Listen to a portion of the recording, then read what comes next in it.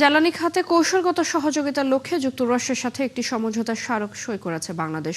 স্থানীয় সময় বৃহস্পতিবার ওয়াশিংটন ডিসিতে যুক্তরাষ্ট্রের জ্বালানি মন্ত্রণালয়ে এই সমঝোতা স্মারক সই হয়।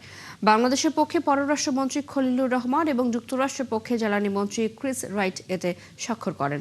ওয়াশিংটনের বাংলাদেশ দূতাবাসের এক সংবাদ বিজ্ঞপ্তিতে এই তথ্য জানানো হয়েছে। মধ্যপ্রাচ্যের অস্থিতিশীল পরিস্থিতিতে যখন বাংলাদেশ সহ বিশ্বজুড়ে জ্বালানি নিরাপত্তা নিশ্চিত করতে চ্যালেঞ্জের মুখে পড়তে হচ্ছে, এরকম সময় এই সমঝোতা স্মারক সই হলো। বিজ্ঞপ্তিতে বলা হয়, দীর্ঘমেয়াদী জ্বালানি নিরাপত্তা জোরদারের যে প্রচেষ্টা বাংলাদেশে রয়েছে তাতে ভূমিকা রাখবে এই সমঝোতা স্মারক। এই চুক্তির মাধ্যমে তেল, গ্যাস থেকে শুরু করে জিওথার্মাল এবং বায়ো এনার্জি খাতেও প্রযুক্তি ও দক্ষতা বিনিময় করবে বাংলাদেশ ও যুক্তরাষ্ট্র। সেই সাথে যুক্তরাষ্ট্র থেকে সাশ্রয়ী মূল্যে এলএনজি, এলপিজি এবং অন্যান্য জ্বালানি পণ্য আমদানির ক্ষেত্রে এটা সহায়ক হবে। Will give us a long-term energy access, energy security, for which I thank my own Prime Minister, Mr. Tariq Rahman, and President Trump for